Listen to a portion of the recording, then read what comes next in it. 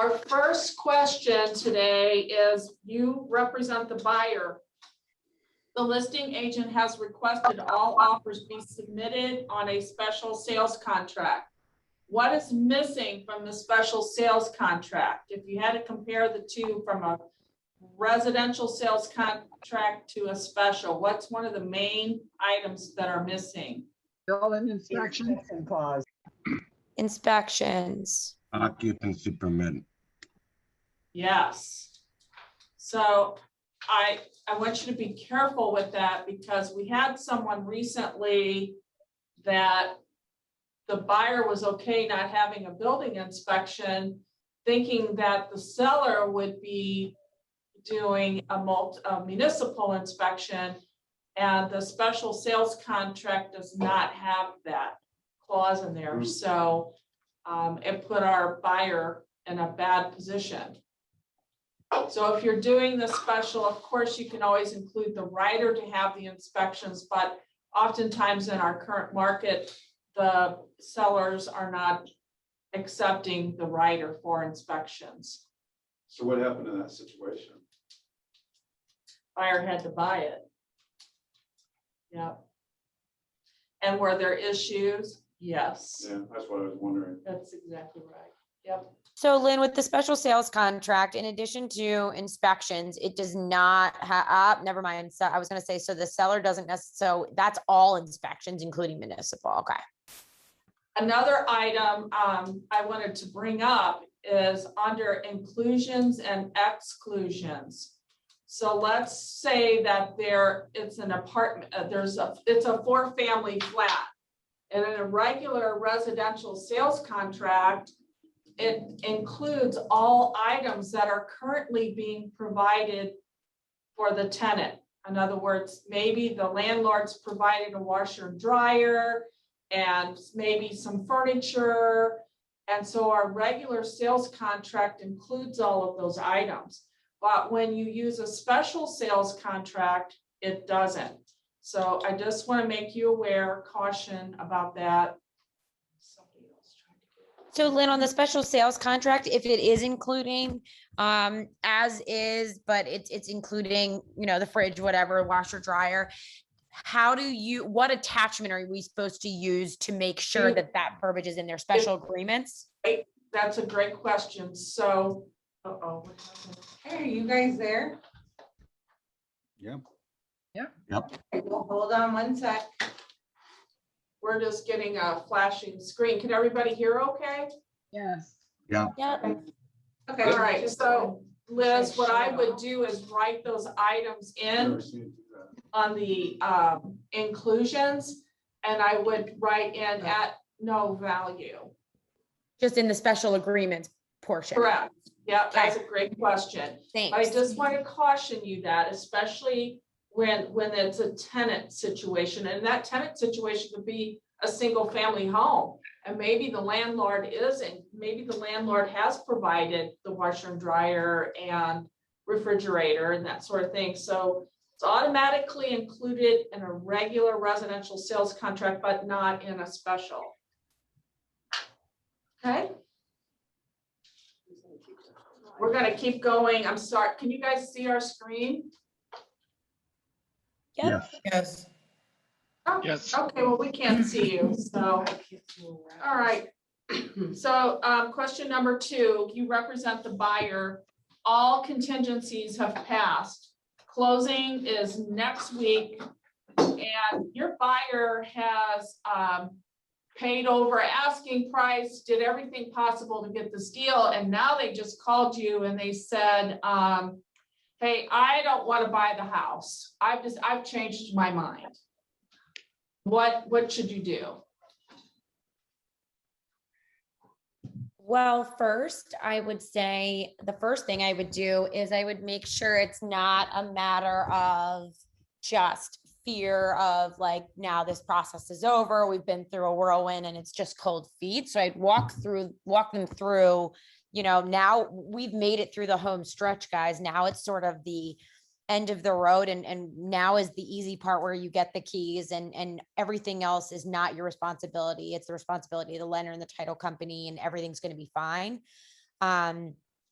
But I'd say I'd caution them that any, probably any earnest money, any inspection costs, any appraisal costs, anything that they have put financially into this transaction is most likely going to be forfeited. Especially if we've met all the contingencies and so as the seller has held up their side of the bargain, it's really on us that we're not moving forward to closing. Right, so in this case, this is something that just happened to us. And the buyer truly wanted to get out of the transaction. So I want everyone to remember this, and I know we've discussed it before, but it's imperative that you don't provide any legal advice because it can be way more than losing your earnest money. They could get an attorney, and I can give you some different scenarios where they could put the house back on the market, and whatever they didn't get on the next offer they accepted, they can sue for that plus punitive damages, and it can get very expensive. So what I want you to do, write it down and remember this, immediately suggest that they get legal advice. And then I want you to prepare the mutual release and do as they ask you to do. And then that mutual release, you ask them, do they want to keep the earnest money or do they want to relinquish the earnest money? Give them the options. Even though the seller says, I'm not signing it, the listing agent's mad, everybody's mad, and they say, we're not going to sign it. Keep it in your email that you did make that offer to try to get them out of the deal. That's what they wanted.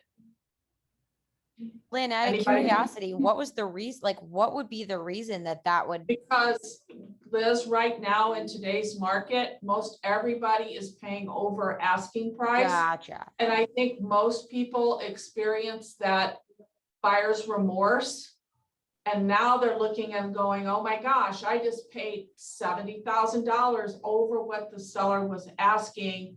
And it just really makes it complicated. Gotcha. And you bet that seller wants that deal to go through. Yeah, the sellers probably bought something else and is banking on that money. That's why I'm saying that our job, who do we represent in this deal? We represent the buyer. So yeah, it's okay to coach them and say things like, tell me what's going on. Why don't you want to go through with it? Those kinds of things. But legally, we have our due diligence and they've called and told you, I am not going to close. I don't want to do this. Anybody have anything to add to that? Like you said, don't give them too much legal advice because they're going Right. to, as much as they might like you, they're going to say what's going to save their butts. Right. You know? It's zero legal advice, right? Yep. Okay, In so we'll move litigation, on. If What? you're, wait a minute, if you're in litigation, can you put the house back on the market? Oh, that's a question for their lawyer, for the seller's lawyer. If that's what most people would say, Larry, is if the closing date came and it's the next day and you had your seller, this is what I would do. I'd have my seller go to closing and sign all the documents. But that's legally, that's what an attorney's going to tell them to do. And then the next day, the seller could put it back on and they'll still pursue legal action against that buyer. Okay, And it's not just earnest money, so be Right. careful with that. That is, they can sue for punitive damages and all kinds of things, so, okay. okay? Mhm. All right, so question number 3, this is the same scenario where you have that buyer and you've suggested to them that they get legal advice and all of a sudden the attorney's calling and emailing you. What should you do? Well, Up to you, my thought Lynn. is that you can't discuss that transaction with the attorney without written permission from your client. That is Bingo. private information.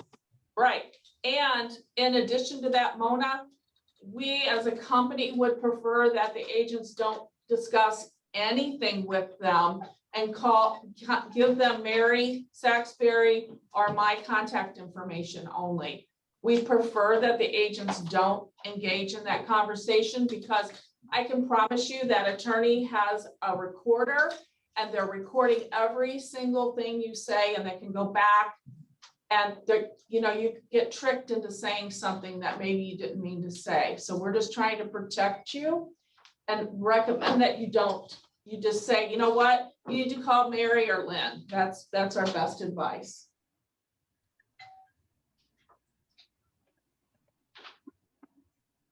I like that. Push it off on y'all.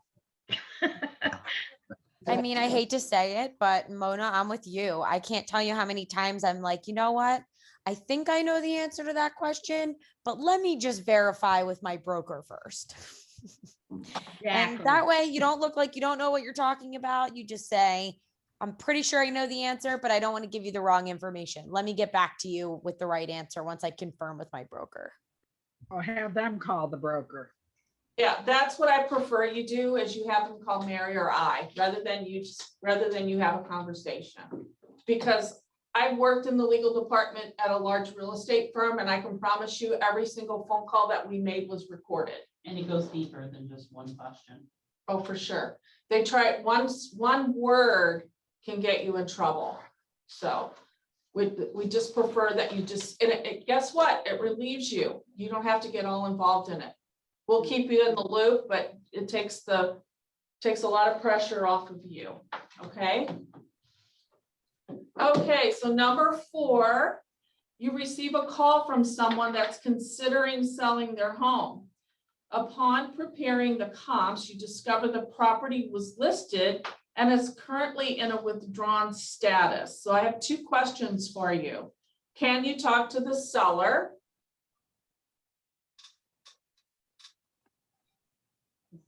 Anybody? Yes. This Yes. sounds awfully Yeah. familiar. Yes, you can definitely talk to the seller. Can you talk to a seller if it's active? Absolutely. What I call would you. use, you can absolutely talk to them. Is it okay to list the property with a withdrawn status? No, Yes. No. Well, no. I'm gonna tell you that withdrawn status, there's a small provision in there about contacting the listing broker. So, of course, we cannot coach a seller on how to get out of a listing because you'll get an ethics complaint against you. So, but a lot of agents, when they have a problem with the seller, the agent will put it in the withdrawn status, and by terms of Maris, they still have it listed. So the seller probably should call and say, hey, I thought you canceled my listing. And we need that because we don't want our seller to get sued and owe a commission to 2 companies. So I just want you to be careful with that status because it's kind of, and after I talked to Jeff Bausch yesterday for about a half an hour about that status, and sometimes that comes up a lot where an agent and a seller get into it over something and they think they're being released from the listing, and they're really not by a withdrawn status. It really should be canceled. And Anybody I've have learned in questions? that process that a withdrawn status is essentially still of the listing still belongs to that brokerage. It's not as much about the Exactly right. agent as so it's still somebody else's property up until it's in a canceled status.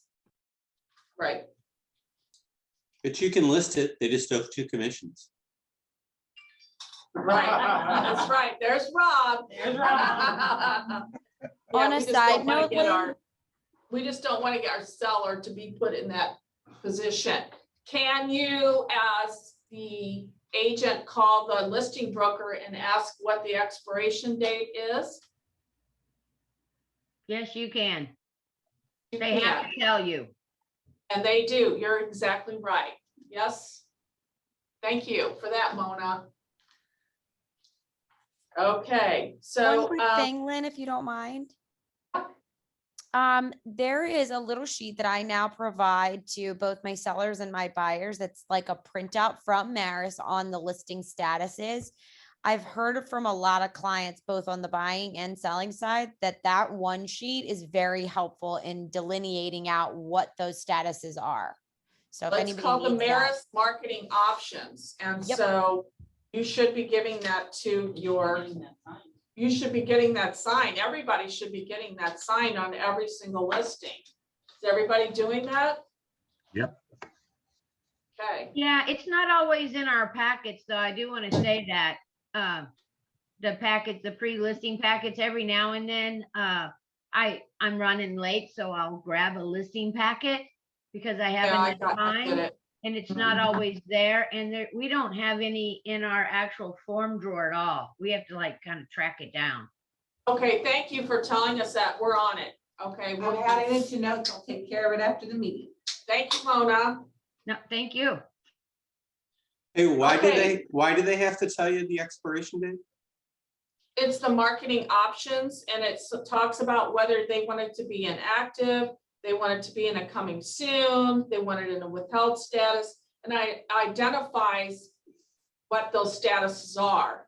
Yeah, but why does the other broker have to tell you the expiration date? It's the rules. Because that's the law. That's the Everyone, mayor's law. it's everybody. It's the MREC law. Is So there if I real estate- call another broker and I say, hey, when's this listing expiring? He has to tell me. You're Yes. supposed to. Hopefully that doesn't happen, but it can. Well, I'm gonna Most spend people all would day tell today go to doing it. hell. Oh my God. Rob? Rob says just all they do. Yeah. Well, Uh-huh. I can't, God. well, I think if another broker called me and asked me that question, I'd say, call the person that owns the property and ask them. Mhm. I say And they call better not Lynn. do that. That'd be going behind the sign and they'll get in big trouble. So that's, Well, yeah. Call Lynn, Do she'll that. tell you. Intentions, Rob, intentions. that's right. I never heard that before. Just, When in doubt, I wouldn't call tell Lynn. somebody. I promise you it's in there. I don't like it. I think the intention is that if you were trying to write something on that property, you still had the opportunity to do that if you. Right, they just don't go into great I don't detail. think they created it just to keep Rob busy. When in doubt, call Lynn or Mary. That's right. Okay, so we'll move on to question number 5. And this is really just an FYI. So these form numbers 2047. And by the way, I want you to know, Kristen's going to help me and we'll forward this all out to you. But these are all start effective tomorrow, July 1st. So form number 2047, 2142, 2125. So it's the listing contract, authorization to show the buyer's agent, authorization to show transaction broker, and buyer's agency agreement have all changed. And the new version date will be April of 21. And the word that was changed in all of these contracts, it went from handicap and it's been changed to disability. These contracts. God. Thank Yeah. God. Mhm. But keep in mind that if you have paper packets, Mhm. you will have withdrawn forms in them that they have So- not been switched out Great as of point. tomorrow. So these forms take effect tomorrow. However, the old forms are valid till the end of December, but please, please, please, if you have packets, go ahead and switch them out so you don't make that mistake. Isn't something, Yeah, so I just rather you go ahead and make it right now, change them out. Because if you use a form that's outdated, what do you have?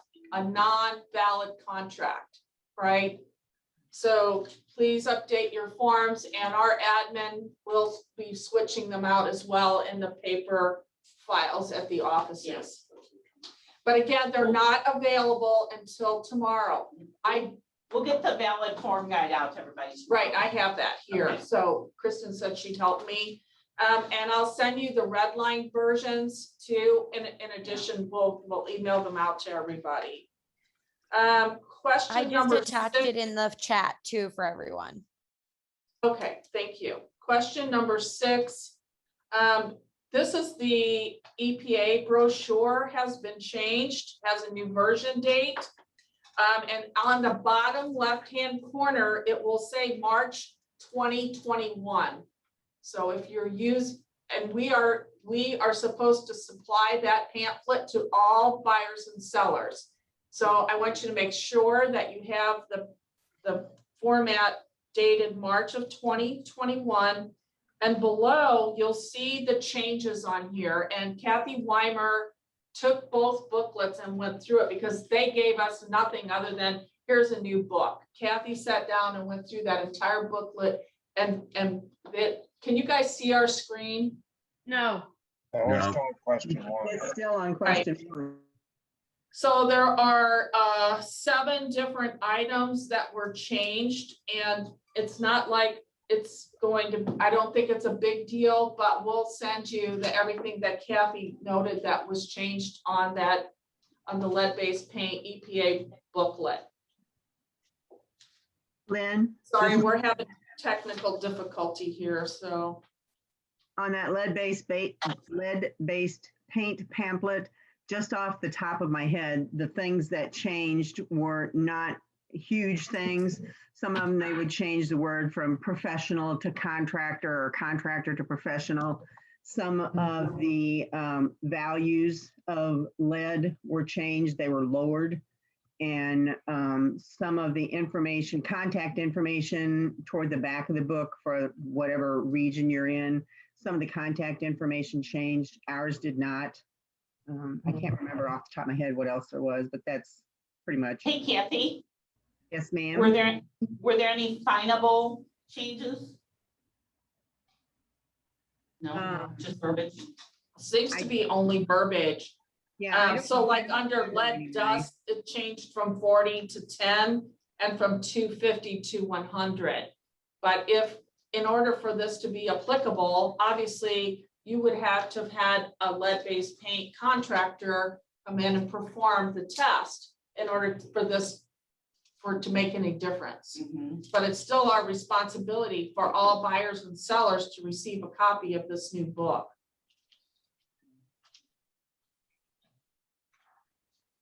So thank you, Kathy, for doing that, because that's a lot of material to read through. I appreciate your help. No problem. One other suggestion I would have that I think is a good risk management tool is if you have the seller and your property is a target property, if it was, well, we require lead-based paint on anything, but especially if it's a target property, if it was built before 1978, I think it's a good idea to upload that booklet as one of your supplements because it's the seller's responsibility to inform the buyer. That's exactly right. Yep.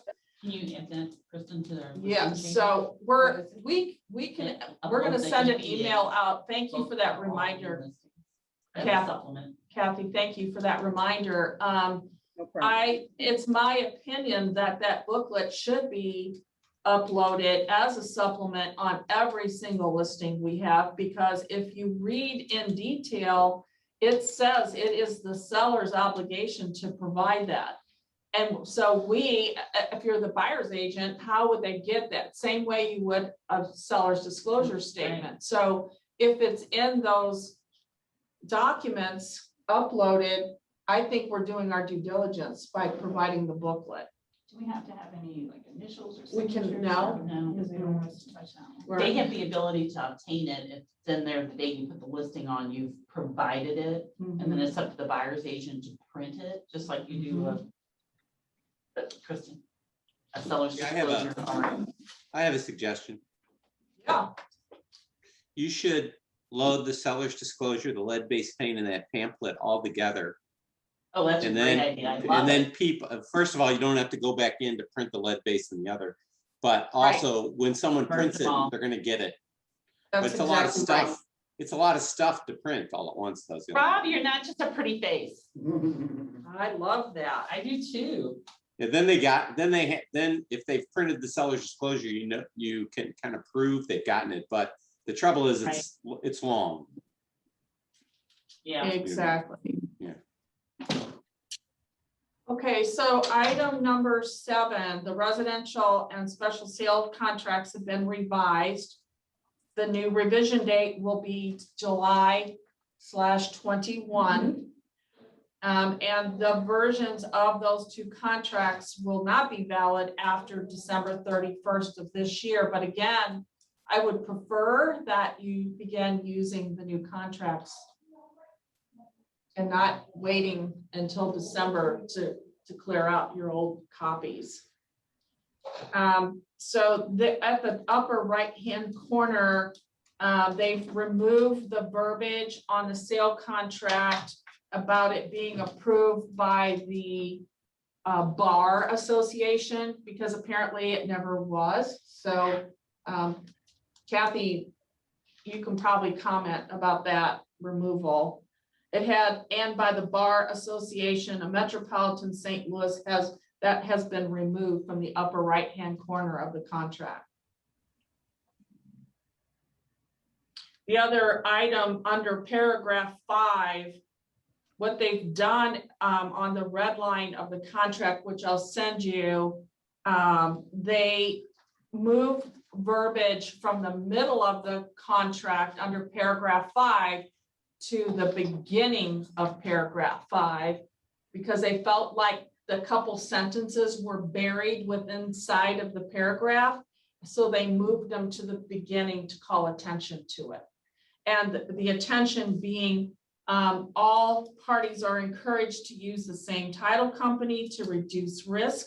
If the seller does not close at the same title company as the buyer, or seller's choice of title company does not have a common underwriter with buyer's title company, then seller is required to sign a notice or settlement risk, acknowledging that the settlement funds are not protected by the title insurance underwriter. I spoke to 2 title companies yesterday. They both said that the majority of the larger title companies are all insured by the same company, and they're not requiring anything. So it's kind of a moot point, but they're bringing it to everyone's attention. And this came up a couple weeks ago, even in our own company. When is the seller, when is a property closed, literally closed? So let's talk about that for a second. When would you say the property? Correct. And funded by, so let's do this scenario. Let's say that my seller went to closing yesterday and signed all their documents. The buyer came in this morning at 9 o'clock, signed all their documents, and there's a wire, and the buyer now wants the keys to the property. Can you give the keys to the buyer? No. Yes. No. Not until it's I'll tell you. closed and funded. You're alerted by the title company that it has cleared. The seller, either the seller has the money or the seller's title company has money, not the title company you're at, the title company of the seller. Hey, Lynn. So what about that whole agreement, the information that Maris put out 2 weeks ago about what shows closing? Did you talk to them about that? I did, and this is the right answer, what we're talking about, the money. Now, could your seller go over to the buyer's title company and get the money? Yeah, Yes. it's when the seller has the money. And if the seller has authorized the title company to receive the money, then it's closed. But it's whatever the seller has authorized to receive the money, that's when it's closed. I have a question. Uh-huh. When and what is it that they signed that authorizes a different title company to get the money? I don't recall a document. Well, I'll tell you, there used to be a document that somebody, that I don't think it was a board document, that made up, and there were some companies requiring it. But after talking to the 2 title companies yesterday, they don't see any kind of a risk or issue with this whatsoever. I think your risk would be when you're using a title company not around here, and we've never heard of them before, I would be concerned. And that's when I would talk to your title company about them. And if you're countering and the buyer's using a title company you've never heard of, you can counter and say, I don't want you closing there. You close where I'm closing. You close at Freedom Title or Chesterfield Title or wherever you're using. You can request that. You can't mandate it though. You can only request it. They're supposed to be able to close wherever they want to. Right, but you can request it. But if it's some, the risk, and I don't know how many, Mona, you've had your license a long time. There was a title company here many years ago that picked up and left and took everybody's earnest money with them when they did. I know it well. Oh, You no. would, yes. I know it only too Jay knows well. too. So that was why this all developed, was because some company picked up and went to Peru or something. So I believe we must. And then he went to jail. yeah, in jail in the Caribbean or something. Yeah. So that's the reason. Another form that's changed is form number 2185B, which is a notice of intended sale. There was no version date on there. And the reason it was changed because it didn't have space for the notary. And it does have to be notarized, that particular form. Lynn, your thing is printed on the screen now if you want to catch up with your. Okay, I well, tried. okay, because ours is not working here, so. This has come up several times in the last few weeks, and this is why I want to talk about it. You represent the buyer. There's a built-in swimming pool and you want to schedule an inspection.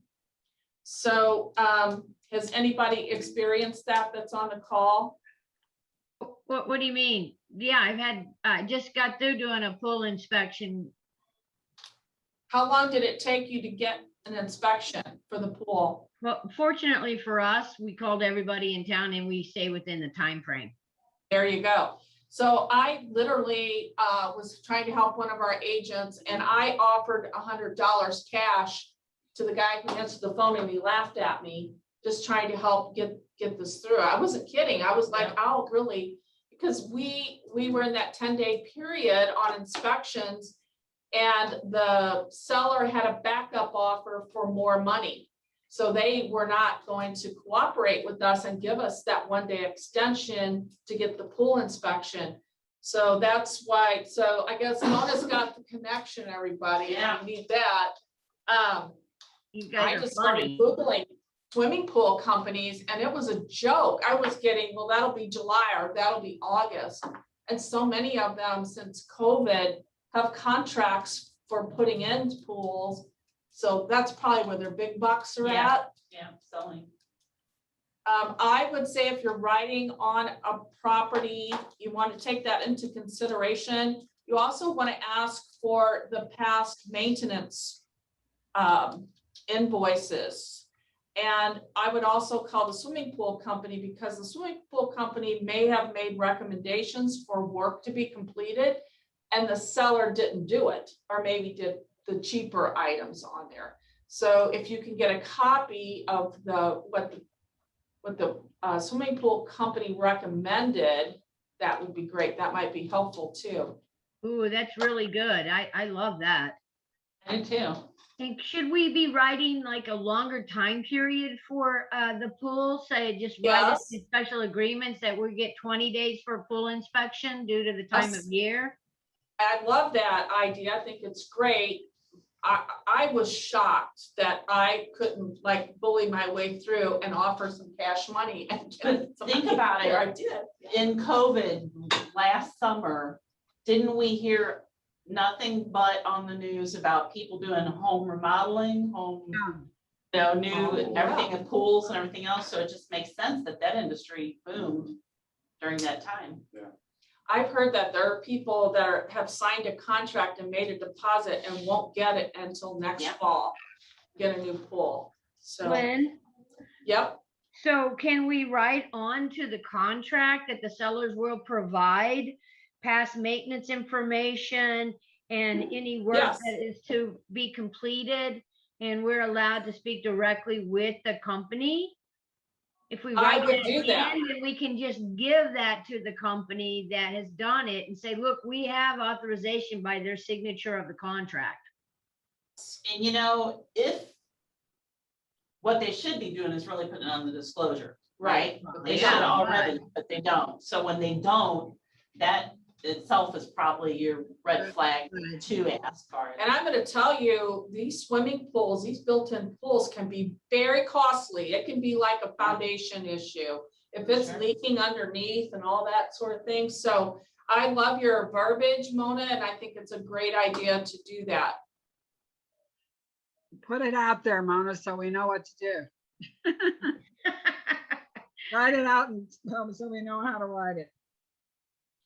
I'll send it to Lynn, get her approval first. Yeah. Perfect. Thank you, Mona. Love that. Okay. So the next item on our list is you represent the buyer. The buyer wants to write an offer and waive the building inspection, which we're all experiencing this right now. What form should your buyer sign to protect you and the company from them coming back and saying, well, Mona didn't tell me that by not getting an inspection, I don't really have any recourse, or, you know, what would be your best way to protect yourself?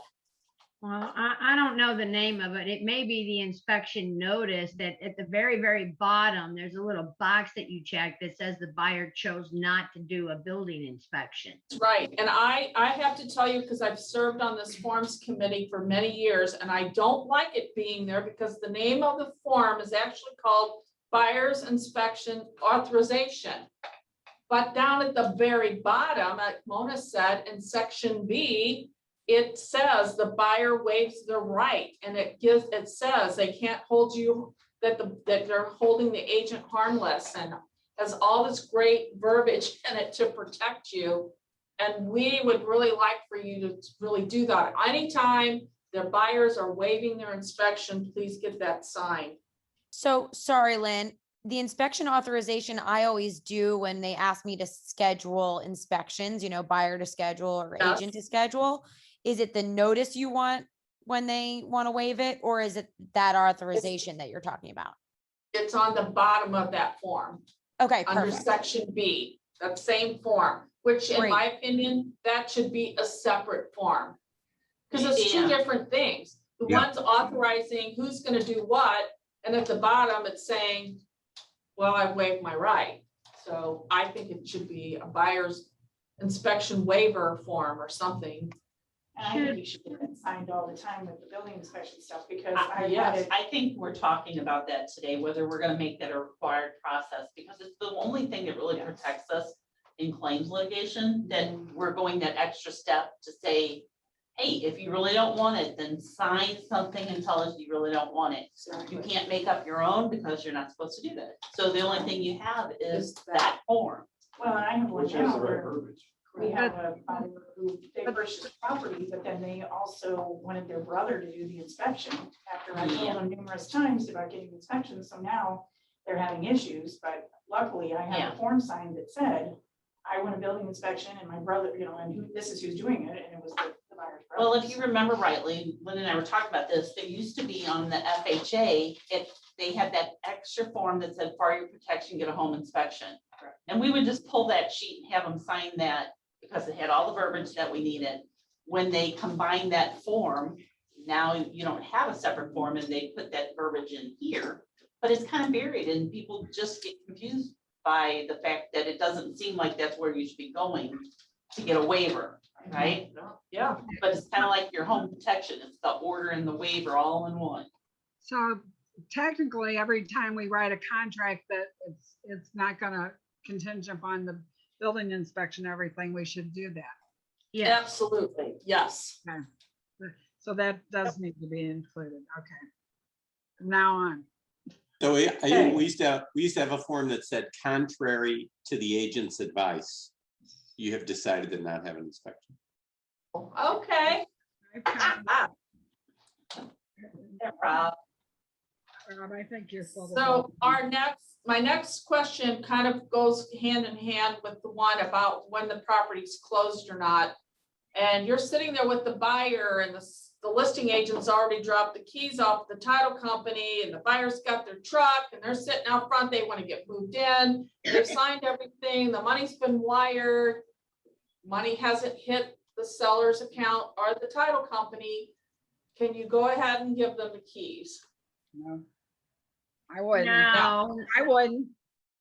And I'll tell you what, I had this happen last year and the seller had moved out of town.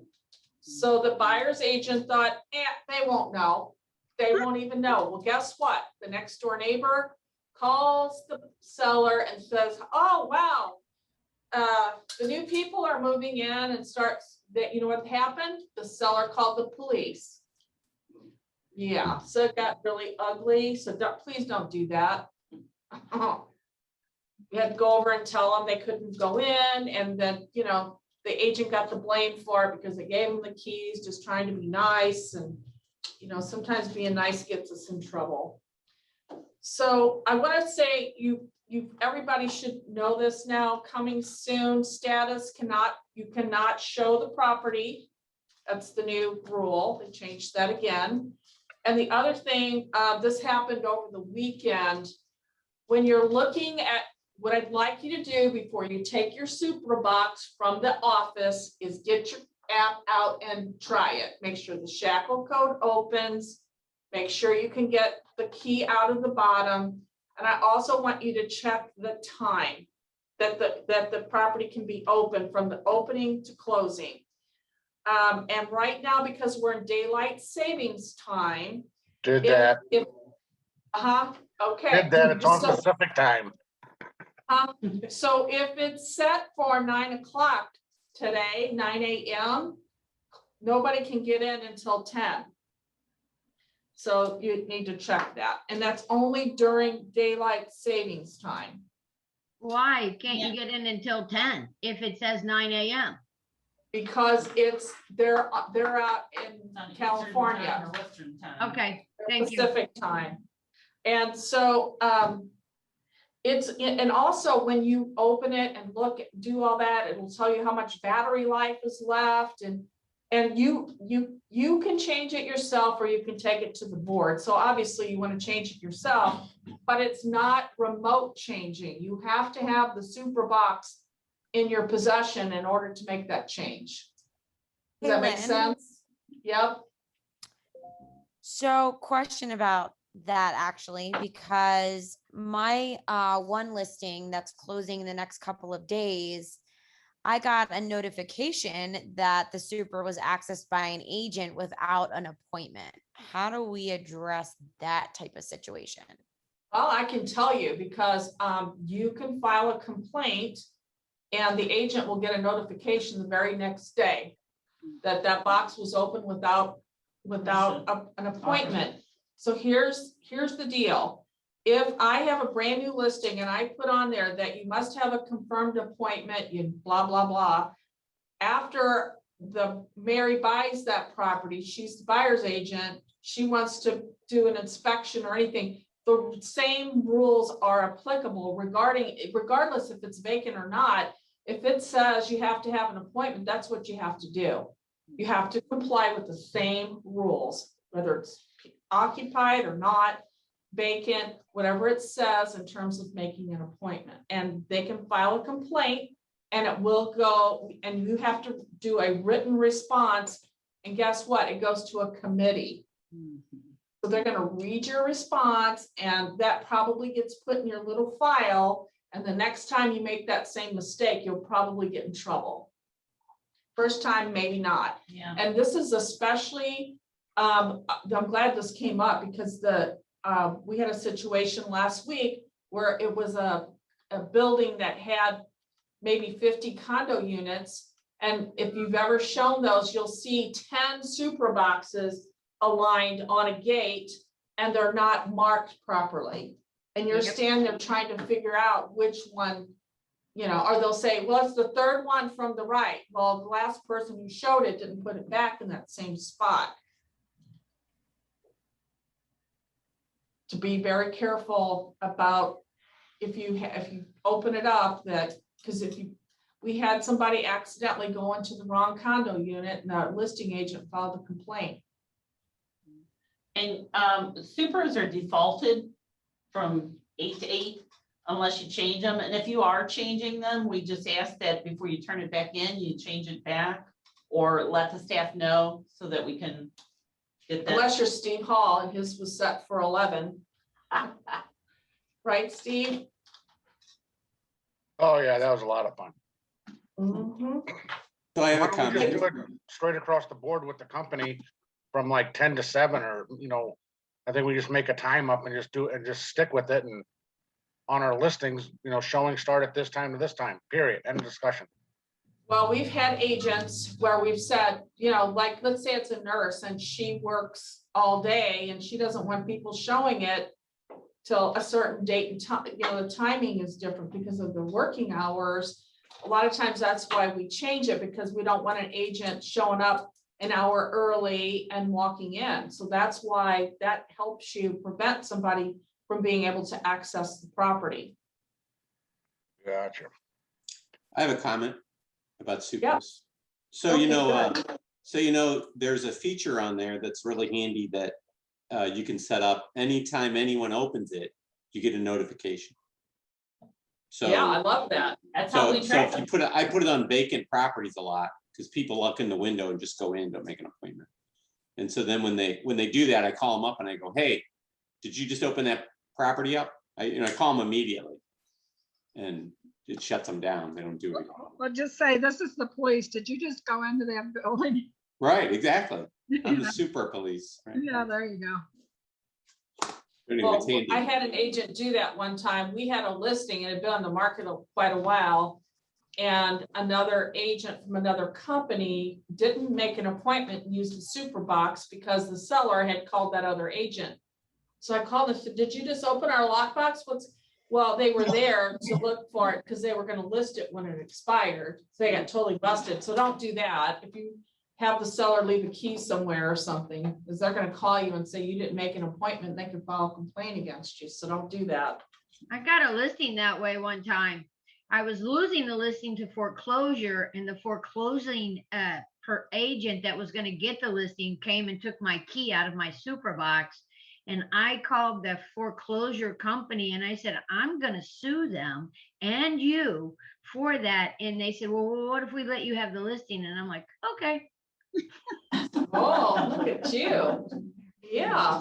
Okay, another.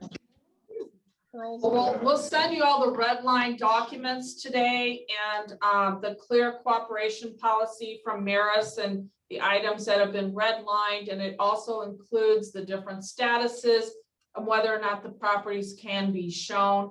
I get this question a couple times a week. I'm looking for the MLS exemption form. That went away. So in my opinion, your best option would be withheld. And the only three fields that you have to enter are the city, bedrooms, and baths. We'll send that to you. You guys can review it, okay? Is everybody there? Yes. Okay. All right, that's all I have, unless you guys have questions. Hey, Lynn, just a quickie on the withheld. I like that Yep. you don't have to put the price in. That's a good idea. Just go over quickly the showings on that or no showings on the withheld status. Withheld status can be shown, actually. But if you show it Withheld to one status person, is showings are available for everyone or no one. So in other words, Mary calls me and she wants to see it, then I have to let everybody else see it. But so it's not just one person. So withheld is all or nothing. Coming soon has now changed to no show, where before you could. thank you very much. I'll send this out today. You have a copy. All right, that's all I have. Thank you for keeping us legal. Okay. Thank you.